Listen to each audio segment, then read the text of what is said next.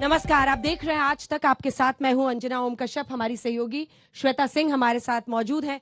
आज हम एक खास जगह पर मौजूद हैं। शायद देश की सबसे ताकतवर ये जगह है जहां पर नॉर्थ ब्लॉक साउथ ब्लॉक का नतीजा जनता तय करने वाली है। 4 जून को ये पता चल जाएगा कि कौन सत्ता में होगा। लेकिन इन सब के बीच पहली बार चुनाव में शायद इतने प्रबल सशक्त तरीके से हम देख रहे हैं कि भारत की विदेश नीति जम और खम के साथ एक तरह से एक मुद्दा बनती हुई दिखाई दे रही है। विश्वमित्र या विश्व गुरु, आज इन तमाम सवालों पर चर्चा करने के लिए एक बेहद खास मेहमान, देश के विदेश मंत्री हमारे साथ एस जयशंकर साहब। तालियों के साथ। रॉकस्टार जैसा वेलकम लगा जयशंकर जी। युवाओं में इनकी लोकप्रियता का कोई ठिकाना नहीं है। आप लोगों की कंपनी में है तो खुशी देखिए, मतलब इतना शायद किसी मेहमान का युवा इंतजार नहीं करते, पर हमारी कोशिश होगी कि ज्यादा से ज्यादा उनका भी सवाल लें। पहला सवाल यहीं से शुरू करते हैं कि अब वोटिंग बहुत करीब है। 102 सीटों पर पहले फेज की वोटिंग होने वाली है, उसमें तमिलनाडु में भी वोटिंग होगी। 400 पार का दम प्रधानमंत्री नरेंद्र मोदी भर रहे हैं। लेकिन इस बार विदेश नीति को भी बहुत दमखम के साथ प्रधानमंत्री हर जगह पर उठा रहे हैं कि भारत मसल फ्लेक्स कर रहा है पूरे विश्व में, एक नए स्वरूप में भारत अपनी ताकत दिखा रहा है। क्या ये भी एक इलेक्शन इशू है और क्या ये 400 पार कराएगा? नहीं, देखिए, मुझे लगता है कि 400 तो पार कराएगा मोदी की गारंटी। मोदी की गारंटी, देश के अंदर गारंटी, देश के बाहर गारंटी। अब इस चुनाव में विदेश नीति का क्या प्रभाव होगा, मुझे लगता है जरूर होगा, क्योंकि पब्लिक में विदेश नीति के बारे में बहुत इंटरेस्ट है, रुचि है। और इसका कारण है कि हम सब लोग और ख़ासकर युवा पीढ़ी जो है और ग्लोबलाइज हो चुके हैं टेक्नोलॉजी के माध्यम से, क्योंकि सबकी ज़िंदगी जो है वो फ़ोन से शुरू होती है, रात तक फ़ोन पे ही चलती है। सबको पता है कि दुनिया में क्या हो रहा है, सबके जो दुनिया में कुछ कोने में भी कुछ हो जाए उससे लोग जुड़ जाते हैं, कम से कम जानकारी तो प्राप्त होती है उनको। तो क्या होता है कि ग्लोबल अवेयरनेस जो है भारत में बढ़ चुकी और लोग पहचानते हैं कि दुनिया में अच्छी चीज़ हो, अवसर हो, चुनौती हो। जैसे कोविड, अब कहीं और से आया कोविड, पर आप ये देखिए, याद करिए कि कोविड ने हमारी ज़िंदगियों को कैसे तबाह कर दिया। या आप कह सकते हैं कि आजकल लोगों को बाहर जाने का शौक़ है, टूरिज़्म के लिए जाते हैं, पढ़ने के लिए जाते हैं, रोज़गारी के लिए जाते हैं। तो ये स्वाभाविक है कि कि भारत में अब फॉरेन पॉलिसी जो है, विदेश नीति का एक महत्व हो, जो राजनीतिक चर्चा जो हो, इलेक्शन के बारे में बातें हो, तो इसमें इसका जरूर फॉरेन पॉलिसी का योगदान तो होगा। जो पृष्ठभूमि आपकी रही है उसमें राजनीति माइनस में रहती है, लेकिन आप राजनीति में आए उस अनुभव के साथ, और राजनीति में फुल फ्लेजेड आप नहीं कूदे। आपके विरोधी आपको चुनौती देते रहे, ललकारते रहे कि आओ तमिलनाडु से चुनाव लड़कर दिखा दो। क्या एस जयशंकर चुनाव लड़ेंगे?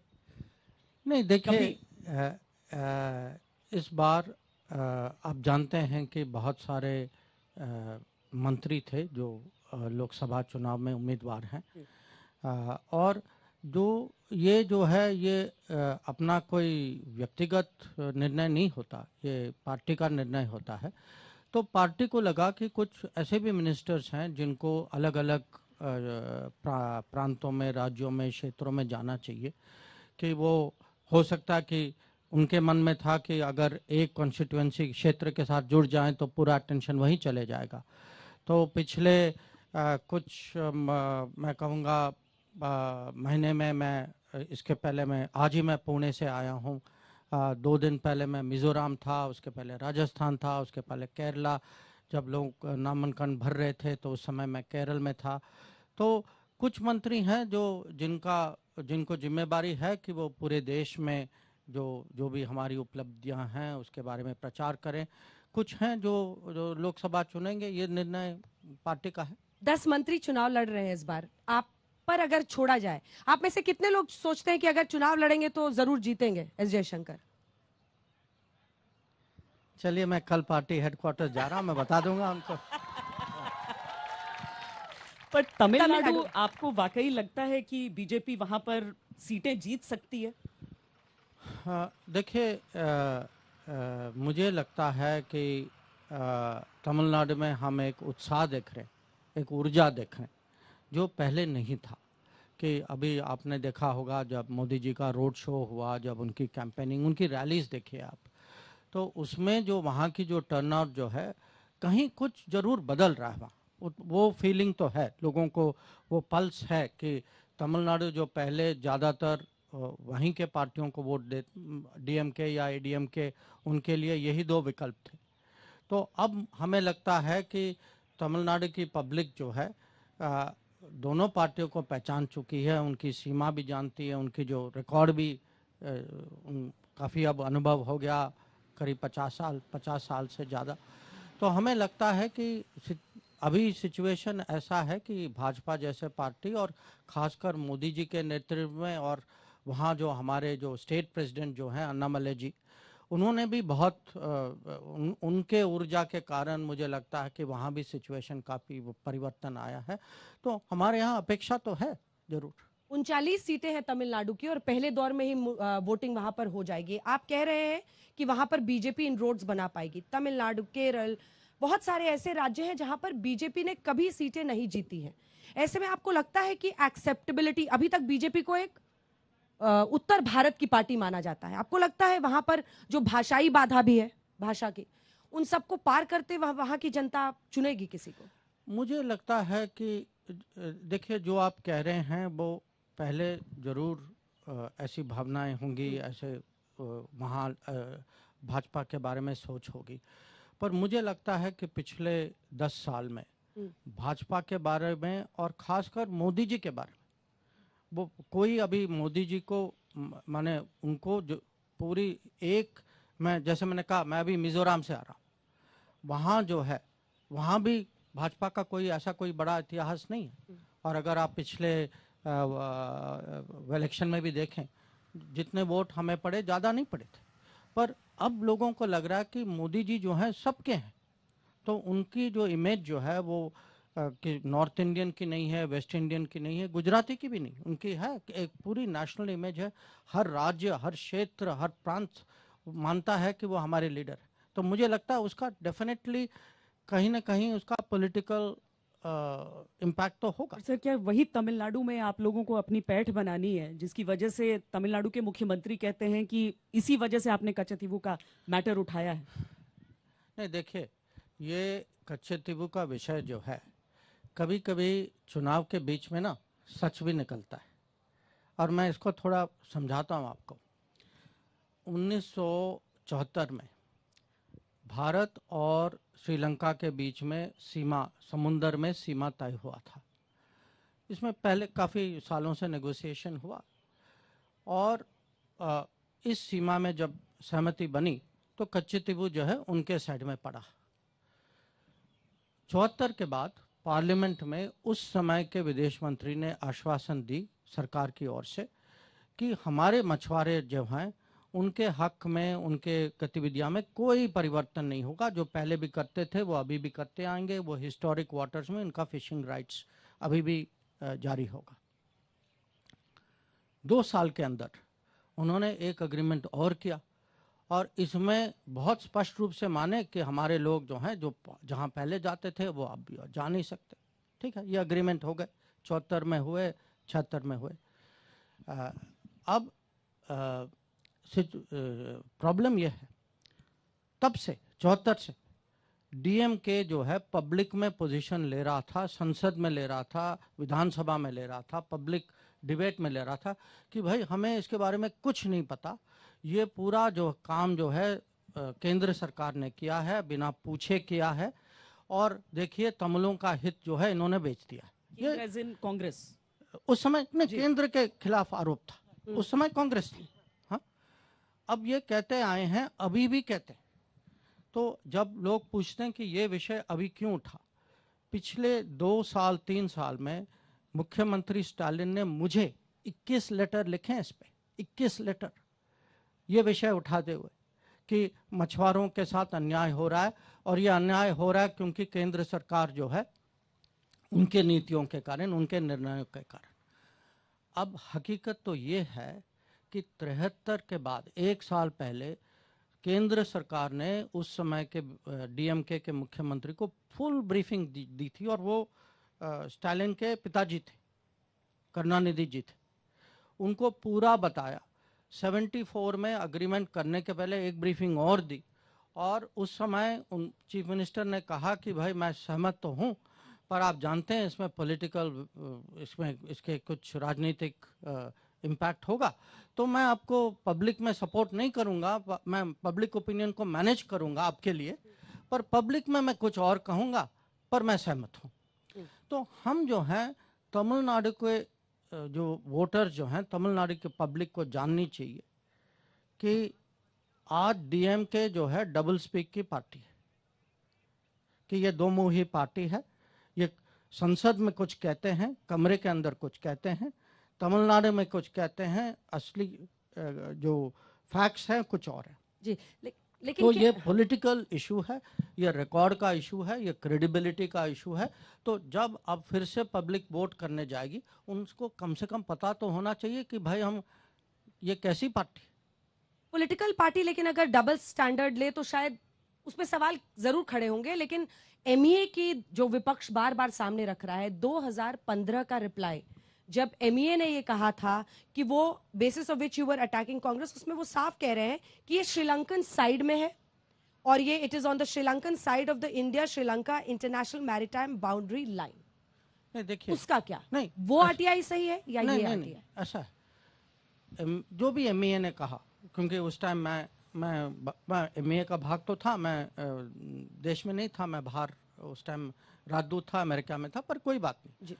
एमईए जो कहेगी, जो केंद्र सरकार ने 74 में किया और 76 में किया, वो एमईए की पोजीशन वही होगी ना जो कांग्रेस की पोजीशन थी। हम एमईए की पोजीशन या एमईए की पोजीशन ना हो उसके बारे में बात नहीं हो रही। बात हो रही है कि डीएमके की पोजीशन जो है कमरे के अंदर कुछ और है, संसद में कुछ और है, ये लोगों को गुमराह कर रहे हैं, ये सच निकलना चाहिए। कच्चाथीवू का मामला हो या फिर पीओके को लेकर बहुत बार बयान दिए जाते हैं, बिना युद्ध के लिए जा सकते हैं ये चीजें। क्या कूटनीति इन हिस्सों को वापस हिंदुस्तान का हिस्सा बना सकती है? नहीं देखिए, अगर मैं साफ साफ जवाब दूं, क्या होता है कि आप इनकी बात कर रहे हैं, लोग कभी कभी विभाजन की बात भी करते हैं कि देखिए भारत क्या हुआ, हमारे इतिहास में क्या हुआ, कुछ चीज़ें हो जाती, पर क्योंकि एक तो मैं इन दोनों विषय को मैं नहीं जोड़ूंगा, क्योंकि जो आप एक तो आप जानते हैं कच्चाथीवू तो सब जुडिस मैटर है। हाँ, जयललिता जी जो हैं उनको इस विषय को कोर्ट में ले गए, और अभी हमें जो है केंद्र सरकार किसी को भी जो जिम्मेदारी के पोजीशन में है उनको कच्चाथीवू के बारे में कुछ कहना नहीं चाहिए, क्योंकि मैटर सब जुडिस है। जो पीओके जो है ये बिल्कुल अलग विषय। पीओके पर पार्लियामेंट का रेजोल्यूशन है कि भारत जो है कभी भी नहीं मानेगा कि पीओके भारत का अंग नहीं है। तो ये हमारी पोजीशन है, ये नेशनल पोजीशन, और ये नेशनल पोजीशन, मैं एक चीज़ बताऊं आपको, मेरा खुद अनुभव है पिछले कुछ सालों में। एक समय था कि हमारे देश में ही लोग पीओके भूल चुके थे। ये रेजोल्यूशन जो है ये करीब 20 साल पुराना है, 20 साल से भी 30 साल पुराना है। उसके बाद काफ़ी साल बीते, किसी ने कहीं पीओके का जिक्र नहीं किया। ये पीओके के बाद जो है 10 साल में 2014 के बाद हमारे डिबेट में वापस आई। इसका भी आप महत्व पहचान लीजिए कि देश का मूड बदला है, देश की सोच कुछ अलग है, देश का आत्मविश्वास कुछ अलग है, और यंगर जनरेशन को पता होना चाहिए कि पीओके जो है ये हमारी क्या गलतियां थी, कि जब हमारे फौज जो है उस समय 1948-49 में हमारा एक युद्ध में अपर हैंड था, तब भी हम यूएन क्यों गए, यूएन ने हमें धोखा कैसे दिया, हम किसका निर्णय था कि हम यूएन जाए? पंडित नेहरू का था। किसने कहा कि नहीं जाओ? सरदार पटेल ने कहा कि नहीं जाओ, कि वो निष्पक्ष नहीं है, कि वो उनका अपना इंटरेस्ट है, आप वहाँ जा रहे हैं जहाँ एक किस्म से बाकी वो ऐसे देश हैं, ऐसे ताकतें हैं जो पाकिस्तान का पक्ष लेंगे। इस चेतावनी के बाद तब भी हम लोग गए।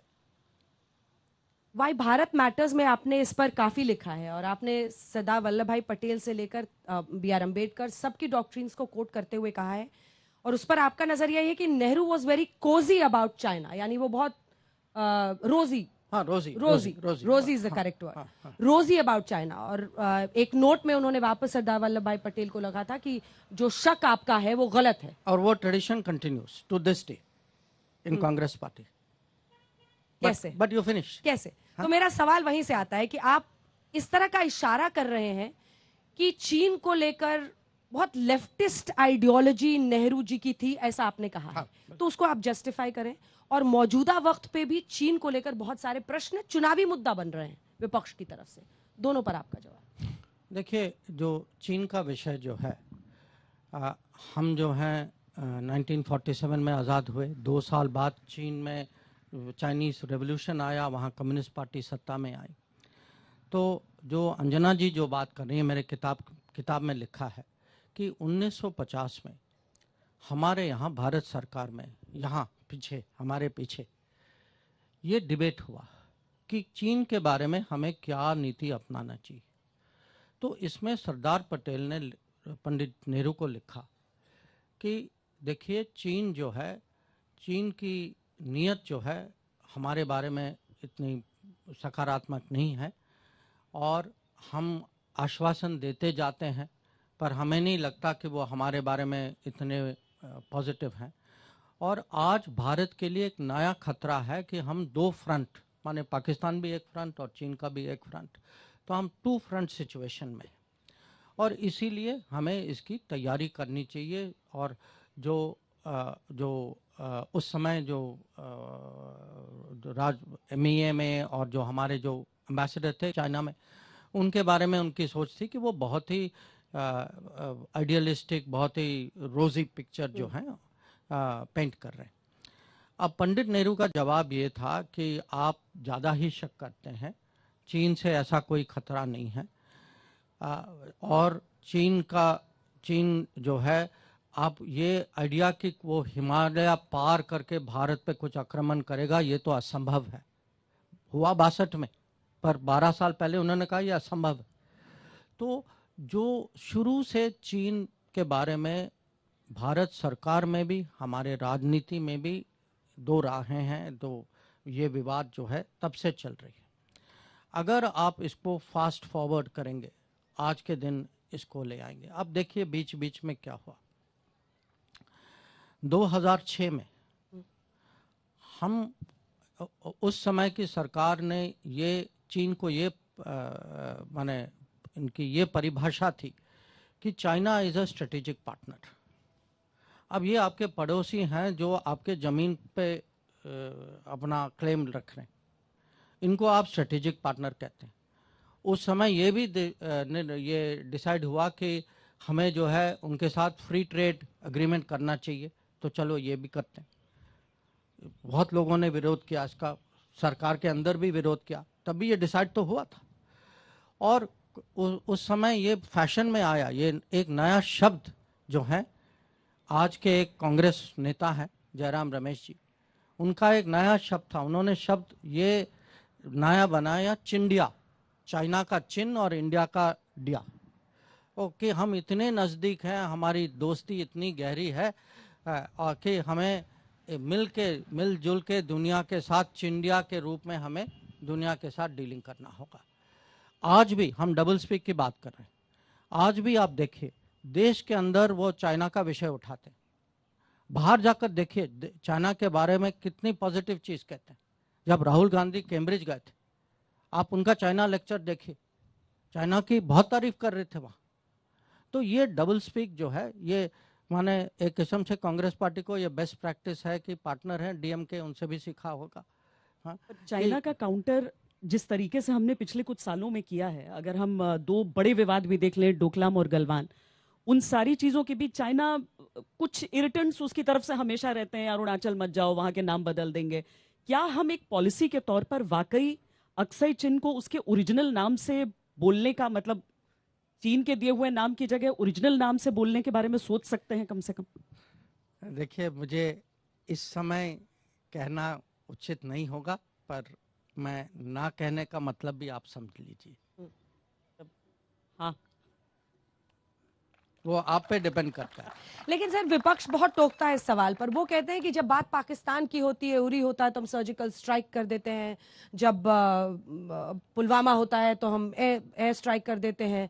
वो कह रहे हैं कि शक्तिमान बन जाते हैं हम जब पाकिस्तान का मुद्दा होता है, लेकिन जब चीन का आता है तो हम गंगाधर बन जाते हैं। हम उसमें अरे कहते हैं कि नहीं नहीं, नहीं, नाम बदल दे। नहीं नहीं नहीं, आप ये नहीं विपक्ष नहीं का नहीं, आप देखिए गंगाधर बन जाते हैं तो ये बताइए, आज चीन हमारी सीमा में 2000, क्योंकि ये इस राउंड जो तनाव जो चल रहा है, ये आपको याद होगा, ये कोविड लॉकडाउन के समय में शुरू हुआ था। हो सकता कि किसी के मन में हो कि लॉकडाउन, भारत में लॉकडाउन है तो ये लॉकडाउन के कारण ये कुछ कर नहीं पाएंगे, हो सकता है, मुझे पता नहीं, उनकी सोच वही जानते हैं। लॉकडाउन के बावजूद उस समय कुछ ही दिनों में हम लोग जो हैं हजारों में हमारे जवान वहाँ गए। माने इतनी बड़ी मूवमेंट हुई कि मैं कहूँगा युद्ध के समय में भी इतनी बड़ी मूवमेंट नहीं होती। और जब आप कहते हैं कि हम चीन के बारे में हमारी नीति क्या, हमारी नीति है वो जवान जो खड़े हैं वो किसके ऑर्डर पे खड़े, जो गए हैं, जो हमारी टैंक्स जो गई हैं, जो फाइटर प्लेन्स की डिप्लॉयमेंट हुई है, जो आर्टिलरी वहाँ गया है, किसने भेजा है उसको? विपक्ष ने तो नहीं भेजा ना। तो आप देखिए कि आज जो है चाइना जो है हमें सीमा पे दबाव डालने की कोशिश कर रहा है, और हम जो है इसमें हमारी सोच जो है बहुत क्लियर है कि हम किसी भी हालत में हम इसका काउंटर करेंगे। और हम 2020 से हमारी उनके साथ नेगोशिएशन चल रही है। अभी कुछ विषय हैं, वो नेगोशिएशन ख़त्म नहीं हुआ, 2 बड़े विषय हैं, कुछ पेट्रोलिंग का है और कुछ जो है कि क्योंकि हमारे बीच में 4 या 5 एग्रीमेंट थे कि सीमा पे बड़ी संख्या में फौज नहीं ला सकते, ये लिखित में है। इसका कुछ नंबर भी दिया कि 5000 से ज़्यादा नहीं आ सकते, और बड़े तोप वगैरह जो वो आयुध नहीं ला सकते, हथियार नहीं ला सकते। तो इसका उन्होंने उल्लंघन किया। तो जो अभी जो चीन के साथ जो बातचीत चल रही है, ये इन दोनों विषय पे चल रही है कि हमें दोनों को जो पेट्रोलिंग का हक जो होता है, क्योंकि ये पेट्रोलिंग रोकना जो है तुरंत तनाव पैदा करता है। क्या 2024 का जो ये लोकसभा चुनाव है, क्योंकि G20 का सफल आयोजन है, G20 पता ही नहीं होता था किसी को कि G7 G20 क्या है, क्या विदेश नीति अहम है 2024 के चुनावों में एक मुद्दे के तौर पर? देख, मुझे लगता है कि, और आप ही लोग इस पे, आपकी भी कुछ राय होगी इस पे, मुझे लगता है कि विदेश नीति का महत्व पब्लिक जरूर पहचानती है। क्योंकि आपने G20 का जिक्र किया, पर मैं कहूँगा जैसे अब ये ऑपरेशन गंगा था यूक्रेन में, तो ये ऑपरेशन गंगा जैसे घटना जो है, ये जरूर पब्लिक के मन पे इसका असर होता है। या जैसे मैंने कहा कि हम जो है कोविड के समय में, महामारी के वक्त, हम बहुत देशों को हम जो है वैक्सीन और दवाई दे पाए।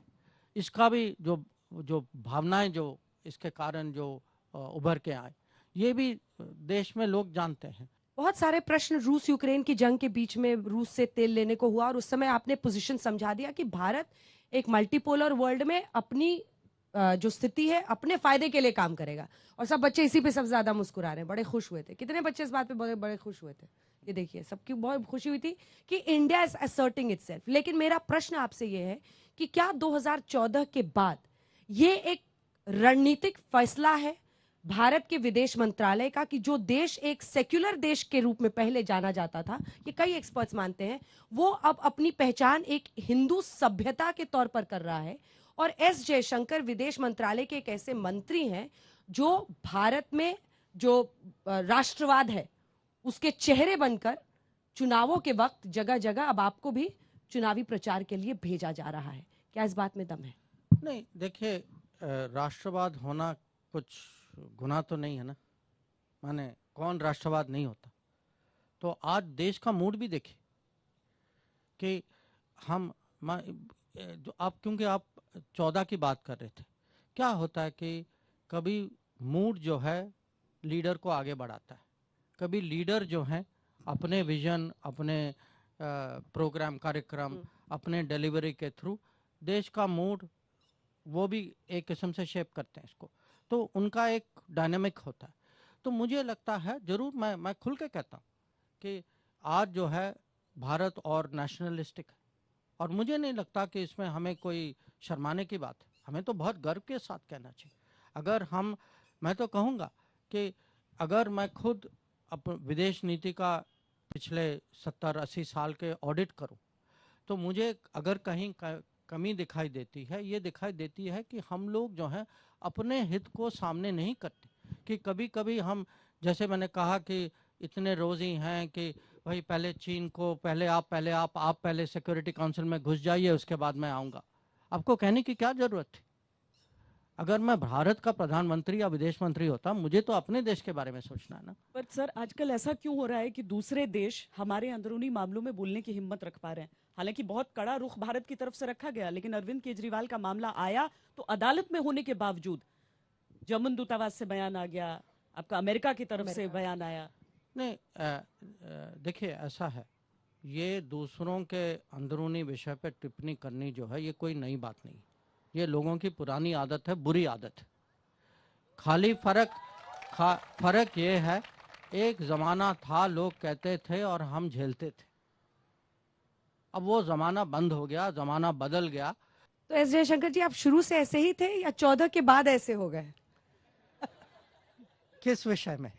ये चाहे यूरोप को सुनाना हो, अगर रूस से तेल लेने पर खरी खोटी सुनानी हो, अमेरिका को या जर्मनी को आईना दिखाना हो अगर वो भारत के अंदरूनी मामले पर हो रहे हैं, तो ये अंदर से ये पहले से था या 14 के बाद? नहीं, देखिए थोड़ा बहुत तो सबके अंदर पहले से होता, अगर नहीं होता तो ये डेवलप होता है। हाँ। तो मेरे बारे में एक किस्म से जो आपने कहा कि राष्ट्रवादी हैं, जो हमारा जो वातावरण घर में भी नेशनलिस्टिक, मैं कहूँगा कोई पार्टी आइडियोलॉजी नहीं थी, पर नेशनलिज्म का माहौल था।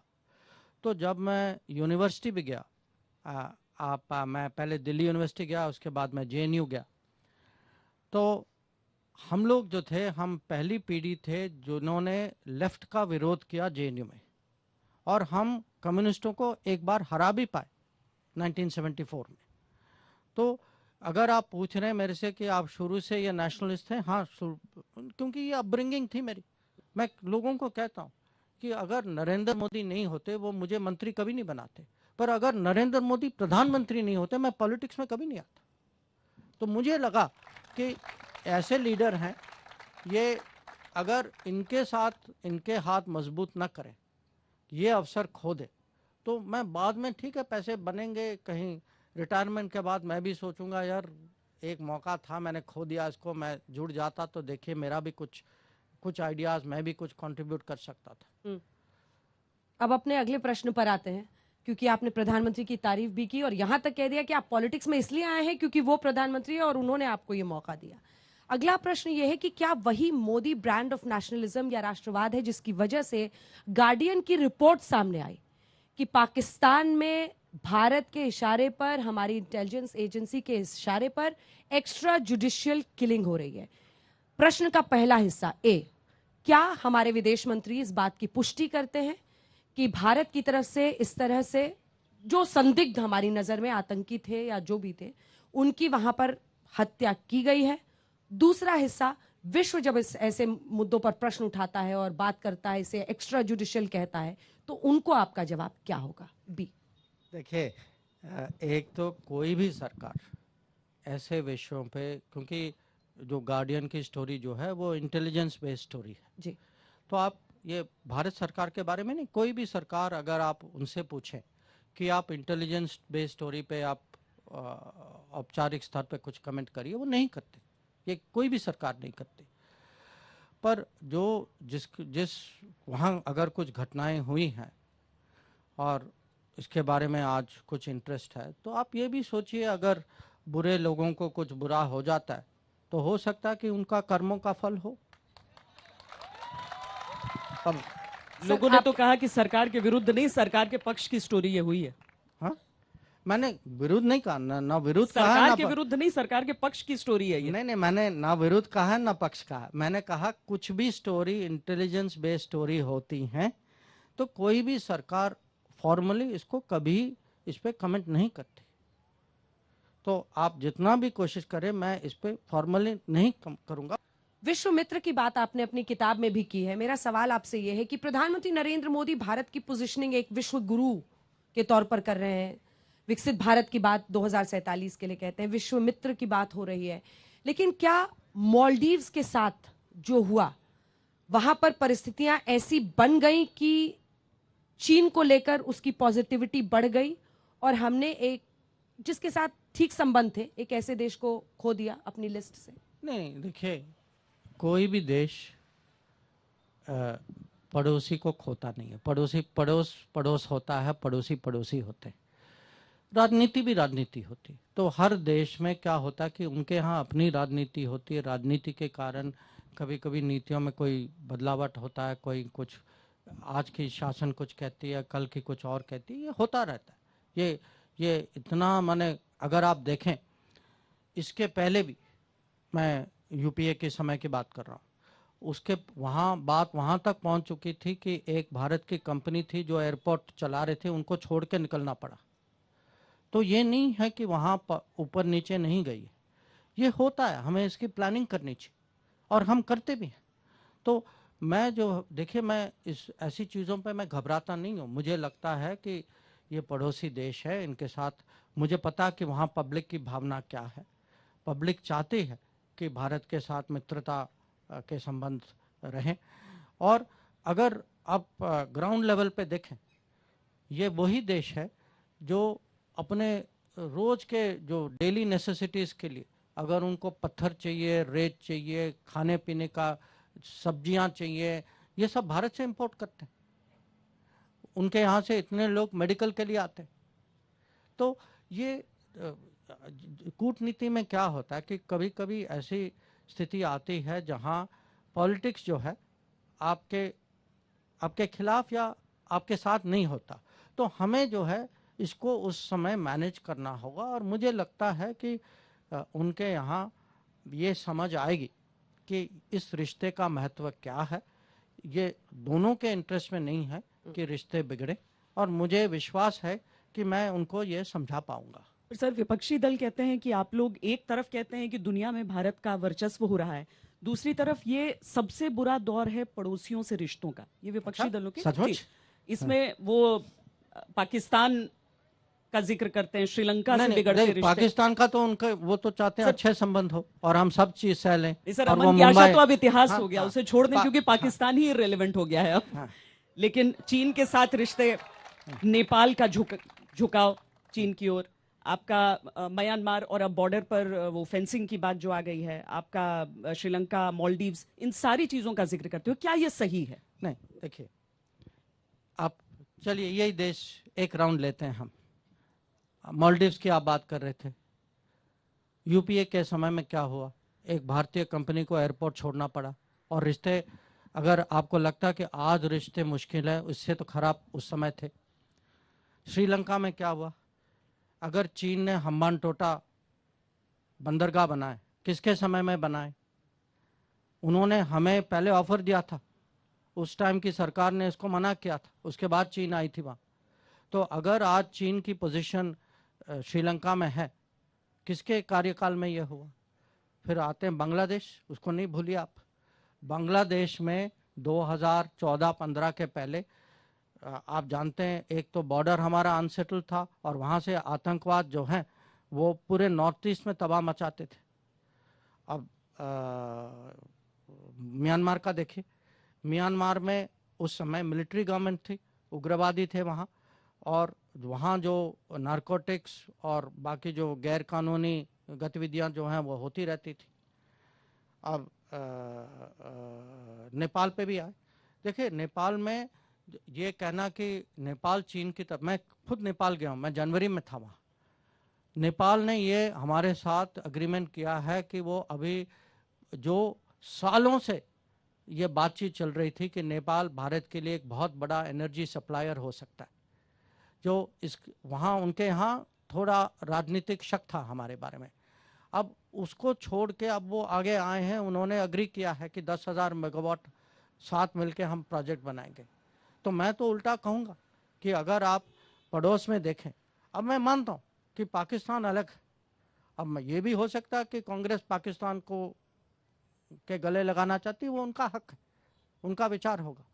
हम जो है, हमारे लिए जो है पाकिस्तान अलग किस्म से पड़ोसी है, क्योंकि वो एक पड़ोसी है, खाली एक है जो क्रॉस बॉर्डर टेररिज्म करते हैं। और मुझे लगता है आप जो भी करें, कूटनीति के बहाने में हमें कभी टेररिज्म, आतंकवाद झेलना नहीं चाहिए। ये कम से कम इतनी तो हमें अकल होनी चाहिए। चलिए, इससे पहले कि मैं कुछ बच्चों के सवाल अब लूं, क्योंकि उनमें से कई लोग यहाँ बैठे हुए हैं आपसे सवाल करने का, 5 लाइनों में भारत की आज विदेश नीति क्या है? भारत की जिस धमक की आप बात पूरे विश्व में करते हैं वो क्या है? यूनाइटेड नेशन सिक्योरिटी काउंसिल में परमानेंट मेंबरशिप की अगर उम्मीद भारत रखे तो वो कब तक रखे? नंबर 1 मैं कहूँगा कि आज भारत जो है सचमुच विश्व मित्र, विश्व बंधु है। कि अगर आप देखें हमारी पहचान, हमारी प्रतिष्ठा, जो जिस नज़रिए से दुनिया भारत को देखती है, तो मुझे लगता है कि हर भारत का नागरिक जो है उसको गर्व होना चाहिए हमारे बारे में। और मैं ये भी कहूँगा कि जो आप यूएन की बात कर रहे हैं, मुझे पूरा विश्वास है, देखिए आप हिस्ट्री को रोक नहीं सकते। ये भारत जो है ये अब नंबर 5 इकोनॉमी है, नंबर 3 बनेगा, आबादी में नंबर 1 है। अगर आप कोई भी मेट्रिक यूज़ करें कि हमारी टेक्नोलॉजी कैपेबिलिटी क्या है, पॉलिटिकल राजनीतिक इन्फ्लुएंस क्या है, मैं कहूँगा कि हिस्ट्री हमारे साथ है। ये बस समय बताएगा, पर मुझे पूरा विश्वास है इसमें हम जरूर सफल रहेंगे। मुझे लगता है सवाल अगर कुछ लोगों को पूछना है, अपना हाथ उठाइए, हम लोग चल के ही सवाल ले लेते हैं।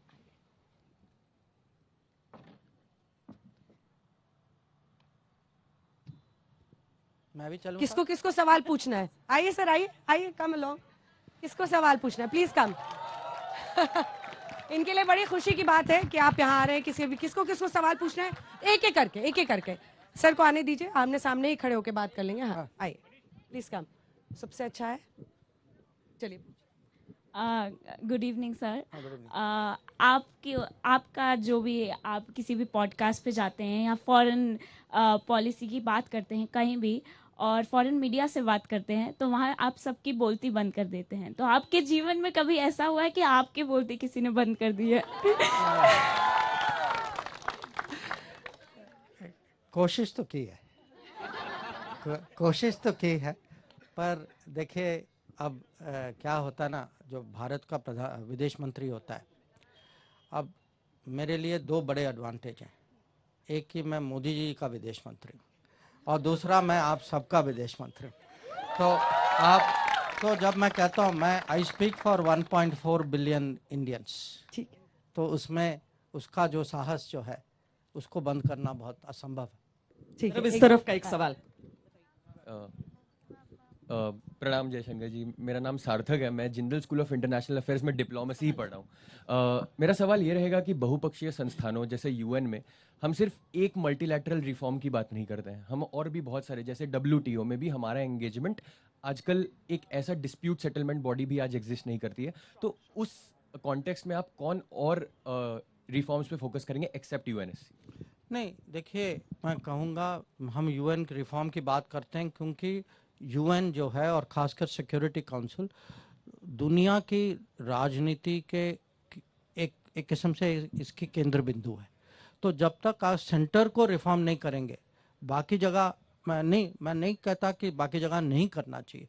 WTO है, ILO है, और भी ऑर्गेनाइजेशंस हैं, और हमें नए ऑर्गेनाइजेशंस भी बनाने चाहिए।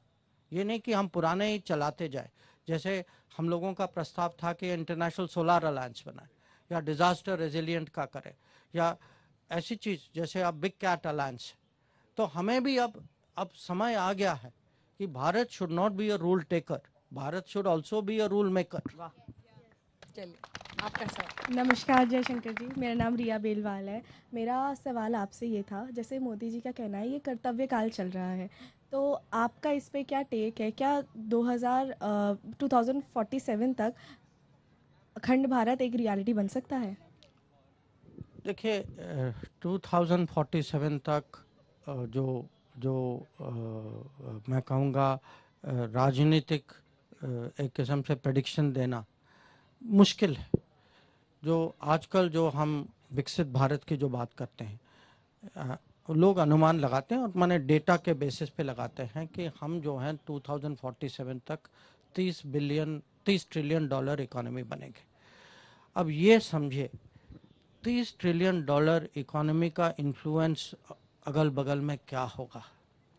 कहीं आपके प्रश्न का उत्तर वहाँ कि इतना इन्फ्लुएंस होगा, आप ही सोचिए। सर एक और अनुमान वाला सवाल है इधर। और एक सवाल इसमें ऐड कर दे रही हूँ मैं। दरअसल बच्ची की भावना ये है कि बच्चे आजकल सोशल मीडिया पे खूब लिखते हैं कि अगर मोदी जी फिर आएंगे तो पीएके को लाएंगे।